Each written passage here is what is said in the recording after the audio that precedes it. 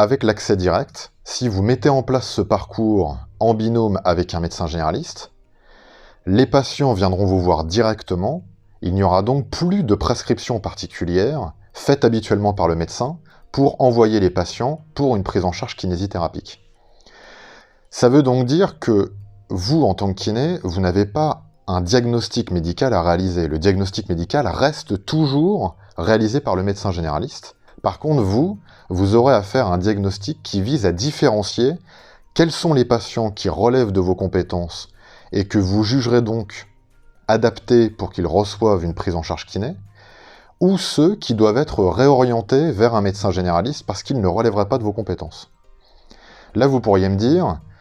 oui, mais ça fait quand même peur, parce que notre niveau d'autonomie, de responsabilité, il augmente par rapport à d'habitude, parce que habituellement, on a la prescription du médecin qui nous couvre en termes de responsabilité. Depuis 1996, avec l'instauration du bilan diagnostic kinésithérapique, qui est officiel même en termes de facturation, de toute façon, cette responsabilité, elle incombe quand même au kiné, c'est-à-dire que la prescription ne permet pas de retirer la faute de la part d'un kiné s'il n'avait pas effectué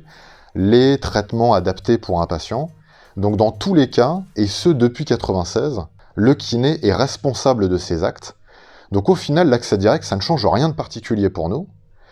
Ça augmente juste la possibilité de mieux maîtriser la prise en charge avec le patient, et donc de l'orienter plus rapidement et de manière plus adaptée et plus optimale, comme le montrent toutes les données scientifiques, pour améliorer la prise en charge du patient, c'est-à-dire réduire plus vite ses symptômes,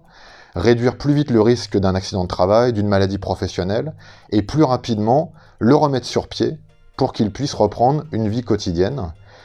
Oui, il existe quelques réticences de la part de certaines structures professionnelles, plutôt médicales,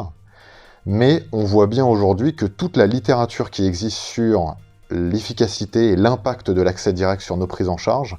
démontre qu'il est nécessaire d'augmenter ce niveau d'autonomie sur la prise de décision vis-à-vis du patient pour sa prise en charge par le kiné